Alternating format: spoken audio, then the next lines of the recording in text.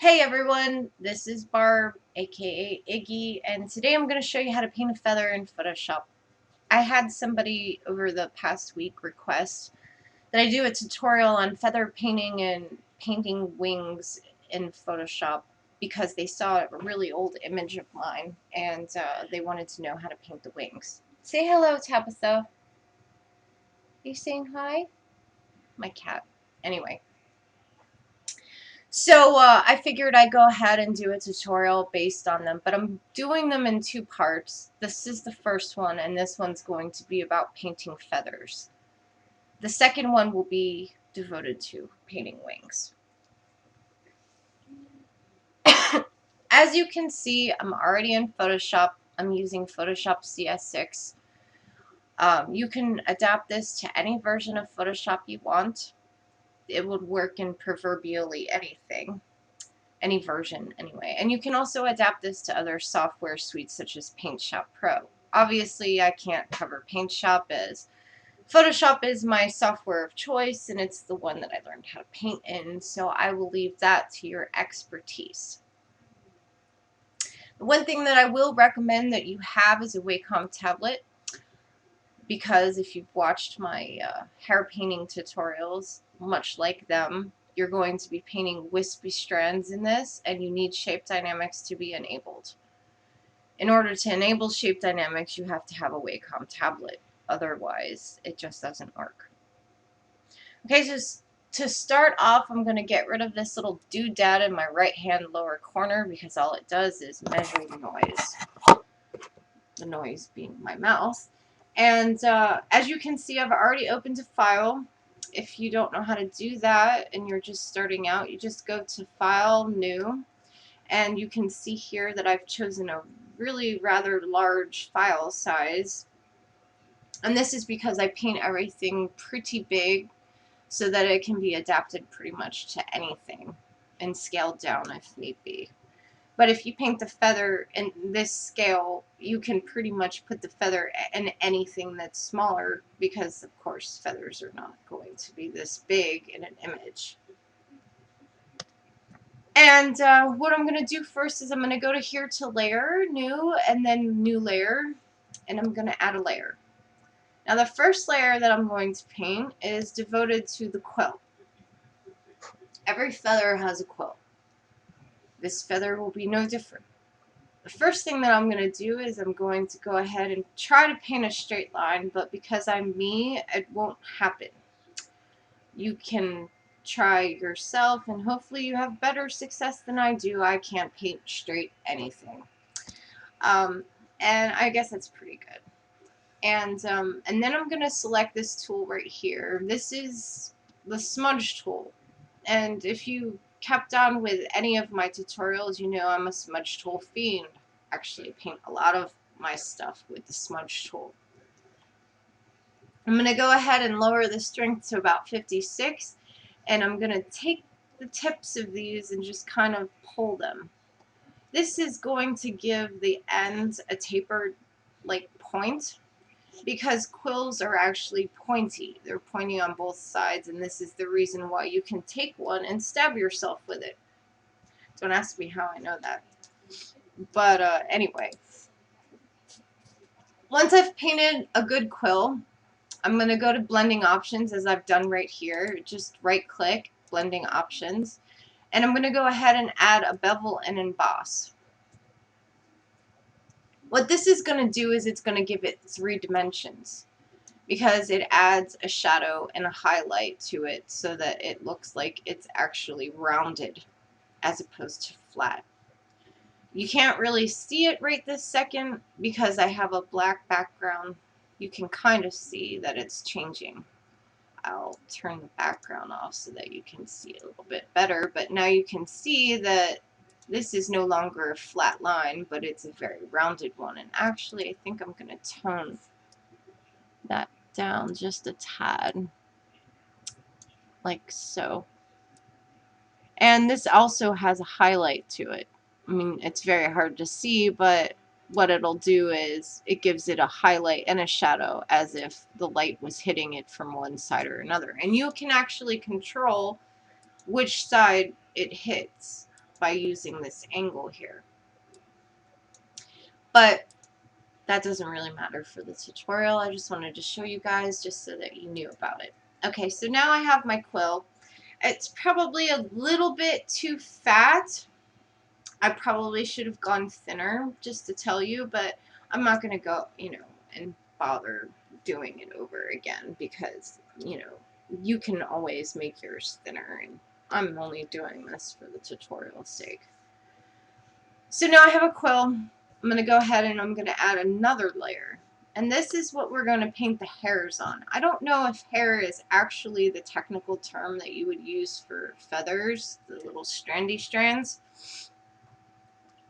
But for argument's sake, I'm just going to call it that because I really just don't even know what to call it. And I'm going to go ahead and I'm going to pick a soft round brush here. And I'm going to turn the pixel size down to, say, 3 pixels. We want it to be really thin, like so. And this is your shape dynamics here. This is going to, this is off. So this will make a fat line with no taper. And then this is on, and you can see the difference in how it paints. For the hairs, you definitely want the shape dynamics to be on because we're going to paint a lot of wispy strands, like so. Not quite like so, but you'll see what I'm saying anyway. Actually, I think I'm going to turn this up just a hair, to use a bad pun. And yeah, I'm going to go with a 4 pixel brush just because I'm using a really large file size. You might actually have to adjust your brush size to fit whatever size that you've chosen. To start off, we're just going to paint some strands in like this. And, we're not going to worry too much about getting too fancy at first because we want to establish the shape of the feather, which is sort of like that, just to give you an example.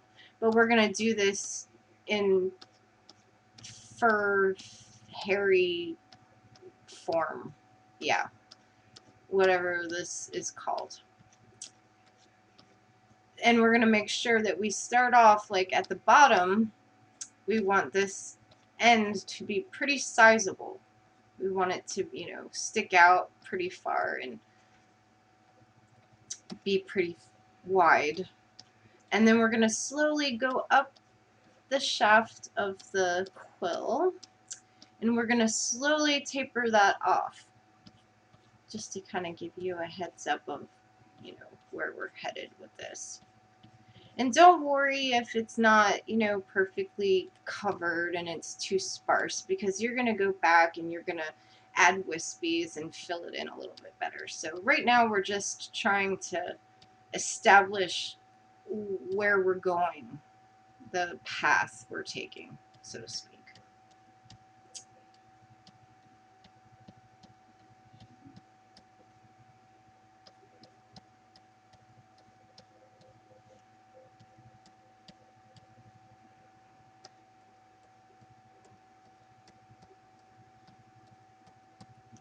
And you're going to want to make sure that you don't really go past the quill either. If you do, it's not a big deal because you can always go along this edge and erase before you start the other side. I just wanted to kind of warn you not to go too far past it, or you're going to spend a lot of your time erasing. No one likes that. And now I'm just kind of going back through and I'm kind of making a little bit more wisps. And I think I'm going to actually make this a little longer over here. I might even make this end a little bit longer, like so. And this is your chance, your opportunity to fix it if it's too sparse.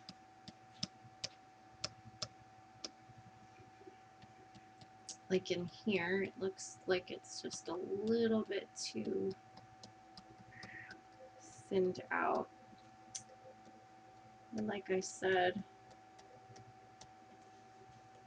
that's not hard to fix. Just keep adding strands in until you've got a decent base, decent coverage. I mean, and you can go to town. I mean, there's a couple of ways that you can paint feathers. You can paint them fancy, kind of like I'm doing, which is, you know, more like down, where it has these little fluffy things that come off of it. Or you can paint it like an arrow end, which is pretty much just straight, and then this should be all the same size as though it were cut, like so, and make it a little bit more uniform instead of feathery, wispy. I'm, you know, a sucker for fancy stuff, and if you were to say, you know, paint a feather for like scrapbooking or to use on an invitation, I mean, obviously you would want something a little bit more fancy for that kind of stuff. But I, you know, leave that entirely up to you which way you want to go with it.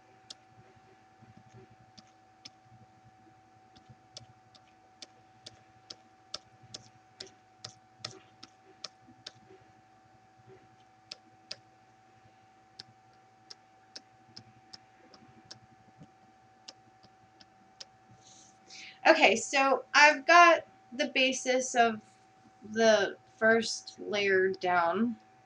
I'm going to go ahead and kind of erase that a little bit. I didn't like how that side came out. Now that you have the first side done, there's a couple ways that you can go about this. You can take this entire side, like so, just to show you what I'm talking about here, and then you can go to transform, flip horizontal, and then you can fake the other side. Of course, you're going to have to edit it a little bit because, you know, it doesn't perfectly align. And this will give you a perfect feather.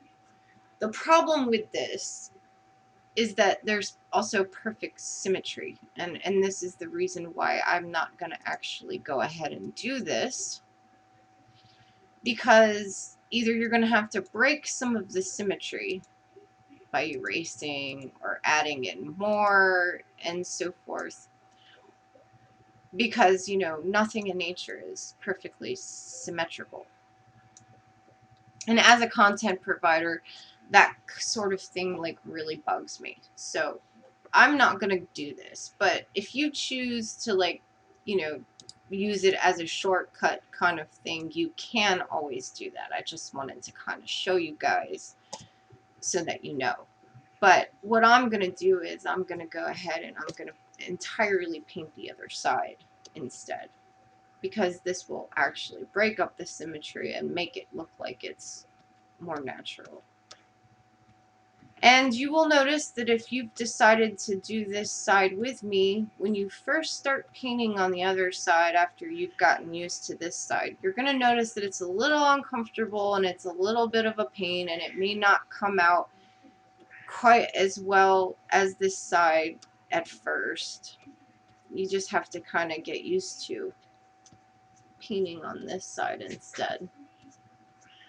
Or maybe it's opposite, and maybe this side is more comfortable than the other side, but usually it takes you a little getting used to when you go from one side to the other. It's kind of like painting upside down. I hate painting upside down.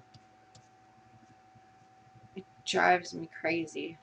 I mean, usually it takes you just a few minutes to get kind of used to how you have to paint on an opposite side kind of thing. And once again, we're going to do the same thing that we did on the other side. We're just sort of trying to establish the path that we're taking for this feather.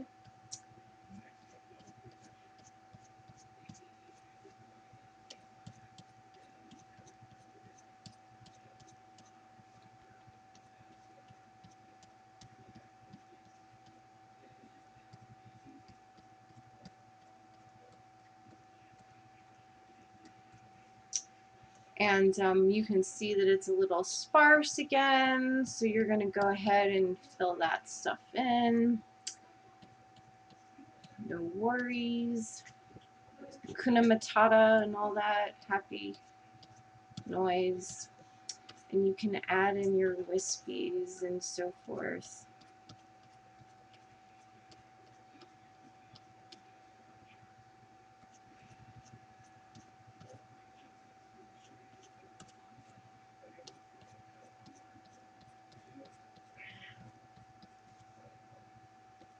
Hi, darling. That's Tappy. She's saying hello. Say hello.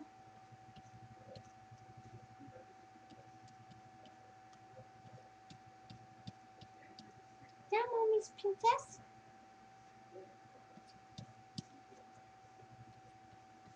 Yes, she's totally spoiled. I don't want to hear about it. She's like 93.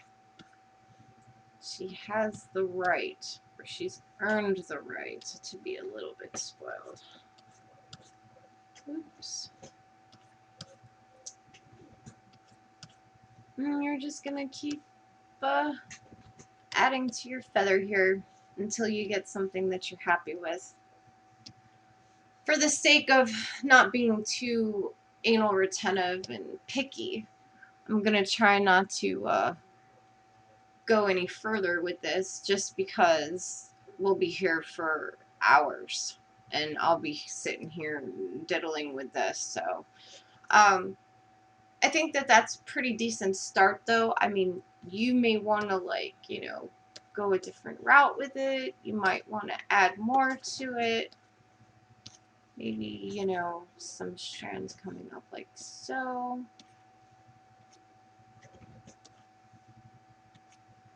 There really is no right or wrong way to paint a feather. I mean, a feather is a feather is a feather.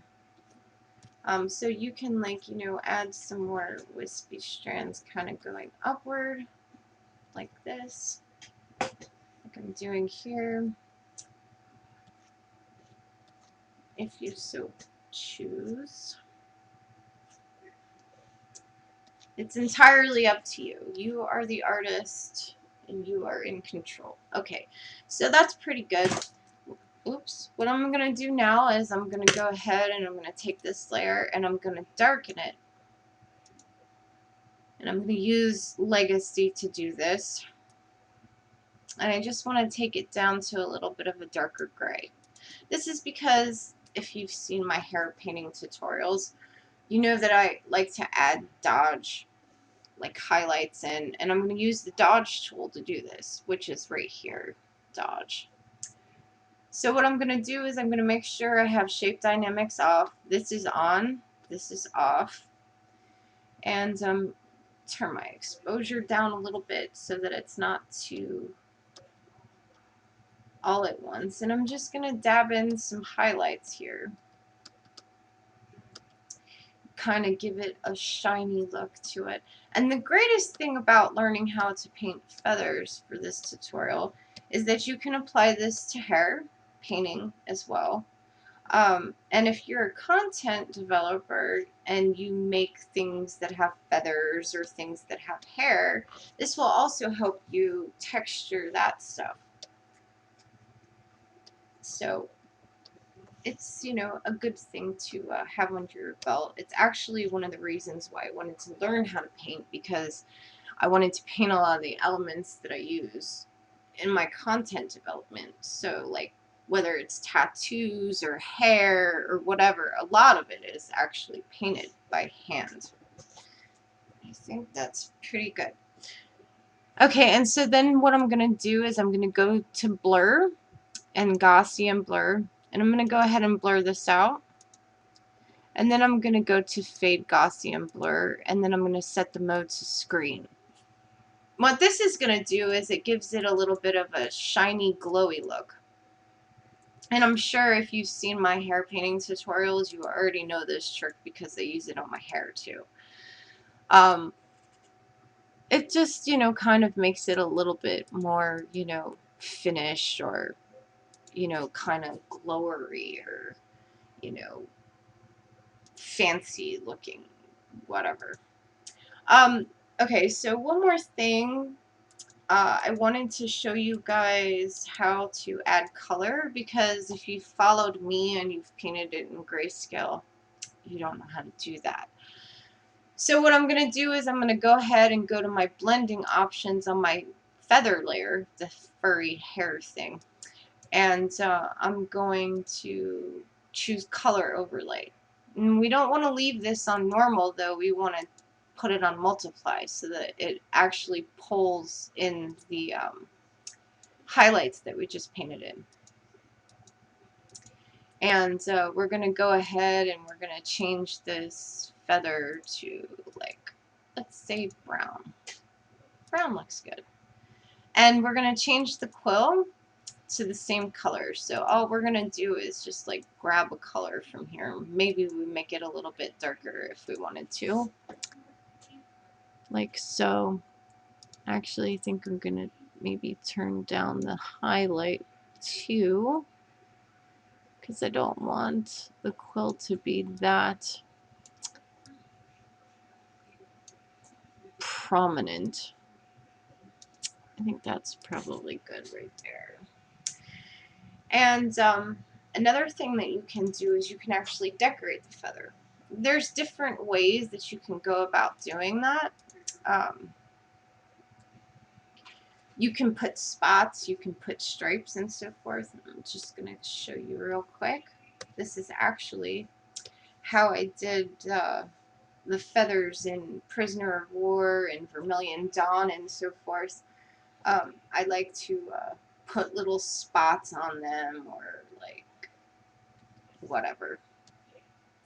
And you can just come in here and you can add little tiny spots like so. Just kind of gives them a little bit of a more wild look, like they're belonging to some crazy bird or something.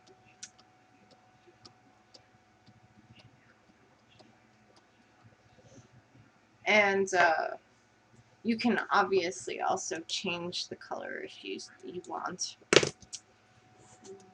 like so. You can, you know, change the modes. They all do different things. Ooh, no, no, no. Just, you know, kind of play with it until you get something that you like.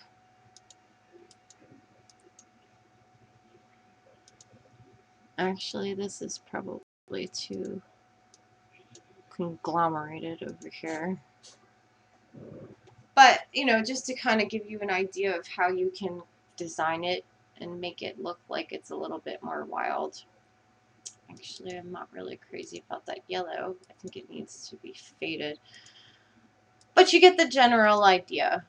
You can also go ahead and paint stripes in it as well, just to show you what that will look like.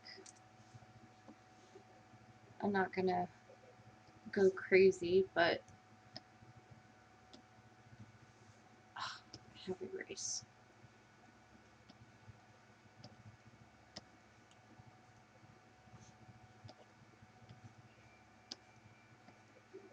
However you want them to be.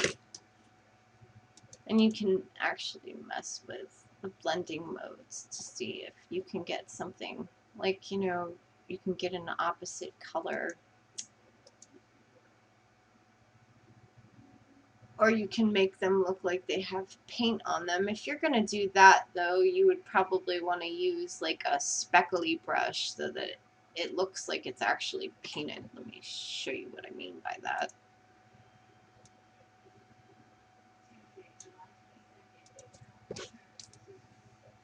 Over here, if you don't already have them loaded, these are the default splatter brushes that come with Photoshop.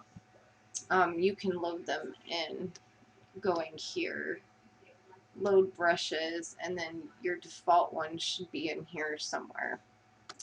Not in my folder, but like here, PS brushes and so forth.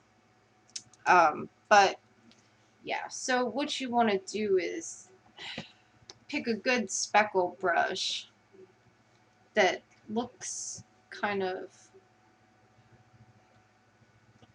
and we're going to turn that off. You see how it's kind of uneven and stuff? This kind of tends to make it look more like paint. And actually, what you can also do is you can paint directly on this. I don't really recommend this unless you're absolutely sure you want these to be merged. But you can also click this little button right here. And this will actually make it so that you can't paint off of this layer. It works a lot better if you have that off, or you can go ahead, I'll just to demonstrate this in the right way. This will actually paint on the layer and it won't go off the layer to kind of make it look like it's really painted, if you catch my drift. But however you want to do it, I'll leave that entirely up to you. I just wanted to kind of show you guys how you can make it a little bit more fancy and really kind of change up how you do your feather and so forth. How you can make it look shiny and sparkly. You can also, like I said, paint peacock feathers, which is a different type of feather entirely. And maybe I'll do another tutorial later on showing you how to do those, because they're a little bit different, but I mean most of it's pretty much the same. You just have to paint an eye. But you can adapt this to all different kinds of feathers, you know, whether it's these wispy fancy ones or the, you know, types that would be on the end of an arrow where it's, you know, very, you know, uniform and so forth. Or, you know, like I said, peacock feathers. But I mean, it's a great way to you know, add a little something to your scenes. You know, you can make a brush out of this actually. Just to show you real quick, what I'm doing is, oops, that's not an active layer. I'm inverting this so that everything is black. Let's get rid of that. Let's get rid of that. Clear, desaturate. And I'm going to go ahead and duplicate this so that it's thicker. And I want this to be absolute black, like so.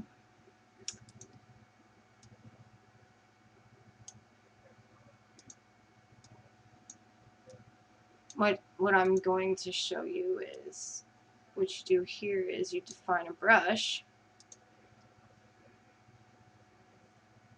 and then you can take this, and okay, that's not what I want. You can take this and you can do different things. Let's see, no, I don't want that. Scatter, shape dynamics, size jitter. I'm just kind of showing you that you can make a brush out of this. And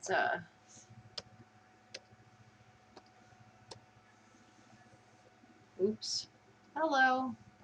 Let's choose another file. That's too dark. You can make lots of feathers. So let's make this really small to kind of give you an idea of what I mean. You can make a bunch of different feathers and turn them into brushes so that you can sort of paint lots of feathers, kind of, that swirl about a scene or whatever. Anyway, that's pretty much it for this tutorial. I'm going to go ahead and undo all this because I'm going to go ahead and save this just in case. Make sure you've been saving. So that's pretty much all for this tutorial. Be sure to check out part 2 where I actually show you how to paint wings. And I hope you had fun and you learned something new. Have fun, and I'll catch you next time.